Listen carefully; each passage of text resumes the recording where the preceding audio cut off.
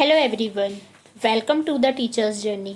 आज से हम स्टार्ट करने जा रहे हैं CDP series for CTET and state TETs के लिए। सो बने रहिए हमारे साथ। आज हम लेकर के आए हैं एक important topic, motivation, introduction and कुछ बेसिक डेफिनेशंस और इसके टाइप्स के साथ। सबसे पहले मोटिवेशन क्या है। मोटिवेशन वर्ड मोटिव, इंग्लिश के मोटिव से इसका डिराइव हुआ है और इसकी मीनिंग होती है as a need that requires satisfaction, यानी कि एक ऐसी नीड जिसे सेटिस्फैक्शन चाहिए। मोटिवेशन की डेफिनेशन है, motivation in school learning involves arousing, persisting, sustaining and directing desirable behaviour. ये BF स्किनर की डेफिनेशन है। सेकंड डेफिनेशन है, motivation is the process of arousing, sustaining and regulating an activity. ये good की definition है। अब हम बात कर लेते हैं मोटिवेशन की मीनिंग एंड टाइप्स की। जैसा कि अभी मैंने बता दिया है, motive is equal to a need that requires satisfaction. इसको अगर अपने वर्ड्स में हम कहना चाहें तो मोटिवेशन जो है वो एक प्रोसेस भी है और प्रोडक्ट भी है। कैसे है प्रोसेस और प्रोडक्ट? क्योंकि वो प्रोसेस इसीलिए है, वो एक ऐसी एनर्जी क्रिएट करती है, एक ऐसी पावर इंडिविजुअल में क्रिएट करती है जो उसे पर्टिकुलर टास्क करने के लिए, पर्टिकुलर ऑब्जेक्टिव को लेने के लिए फोर्स करती है। और प्रोडक्ट कैसे है? प्रोडक्ट इसीलिए है कि वो एनर्जी और वो पावर इंडिविजुअल की टास्क उसमें फिर बाद में वो पर्टिकुलर ऑब्जेक्टिव उसको वो ले लेता है। यानी कि अभी क्या कहा मैंने, ये एक प्रोसेस भी है और प्रोडक्ट भी है। प्रोसेस ऐसे है कि वो पर्टिकुलर टास्क को करेगा, उसे उससे एनर्जी मिलेगी, और प्रोडक्ट ऐसे है कि उसे वो ऑब्जेक्टिव अपना मिल जाएगा। यानी कि एक प्रोडक्ट भी है और एक प्रोसेस भी है। अब इसका जो सेकंड जो है नेचर कह सकते हैं हम, या इसका जो मीनिंग कह सकते हैं वो ये है कि मोटिवेशन एक ऐसी इमोशनल स्टेट है, एक ऐसी साइकोलॉजिकल स्टेट है जो एक टेंशन क्रिएट करती है मैन में, और वो एक्टिव बनता है उसको लेने के लिए। या फिर हम ये कह सकते हैं कि motivation keeps an individual active so long his objective is not realised. Motivation व्यक्ति को तब तक एक्टिव रखती है जब तक कि उसे वो गोल ना मिल जाए या वो ऑब्जेक्टिव ना मिल जाए। The factor that create motivation are called motives in psychological terminology.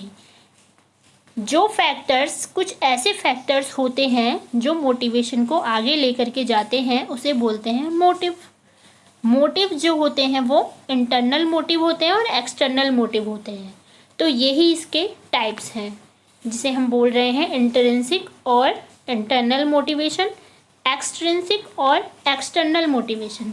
अब जान लेते हैं कि ये इसके जो टाइप्स हैं ये क्या हैं। सबसे पहले बात कर लेते हैं इंट्रिंसिक और इंटरनल मोटिवेशन की। तो इंटरनल मोटिवेशन, जैसा कि नेम से ही पता चल रहा है, जो उसके अंदर खुद से होता है, जो उसके अंदर बायोलॉजिकल होता है, नेचुरल होता है, जैसे कि self defence, hunger, love, reproduction. ये सब चीज़ें क्या आ जाएंगी?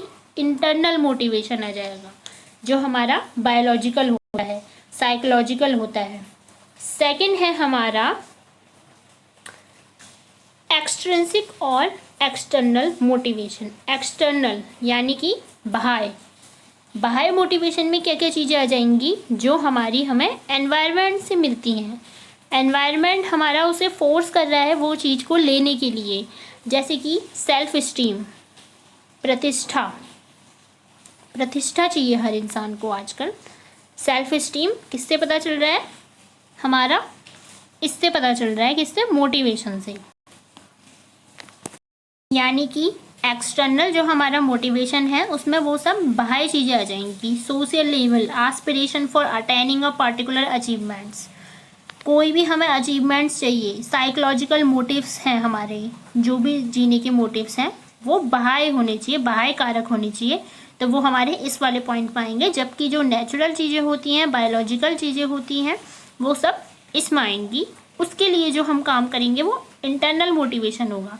जबकि कोई चीज़ हमें अचीव करनी है, कुछ सेल्फ इस्टीम यानी कि स्कूल में हमें लानी है फर्स्ट पोजीशन, तो वो हमारा एक्सट्रिंसिक या एक्सटर्नल मोटिवेशन में आएगा, क्योंकि उस तरह का हमें एनवायरनमेंट मिला हुआ है, वो एक एनवायरमेंटल फैक्टर बन गया है हमारे लिए उस काम को करने के लिए। अब कुछ और चीज़ें जान लेते हैं इसके बारे में, मोटिवेशन के बारे में। जैसे कि मोटिवेशन को हम अब अगर कहना चाहें तो क्या कहेंगे, मोटिवेशन में ये जो मोटिव्स हैं ये क्या होंगे, ये जो इसके टाइप्स हैं ये मोटिव्स ही तो हैं। तो motives are those internal and external conditions of a person which motivate him to perform a particular task and to keep him active until the realisation of objective.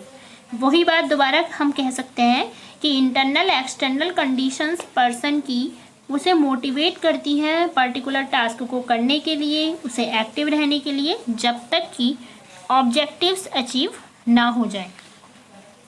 Next हम पढ़ लेते हैं theories of motivation.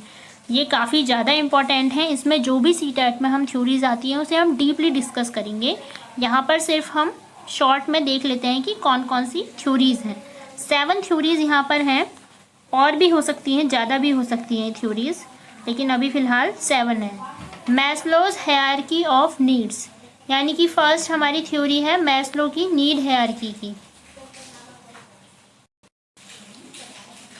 ये theory भी काफ़ी ज़्यादा important है। इसमें इन्होंने इन फैक्टर्स की बात की है, जैसे कि psychological factors, safety needs, by belongingness and love needs, esteem needs और सेल्फ एक्चुअलाइजेशन नीड की।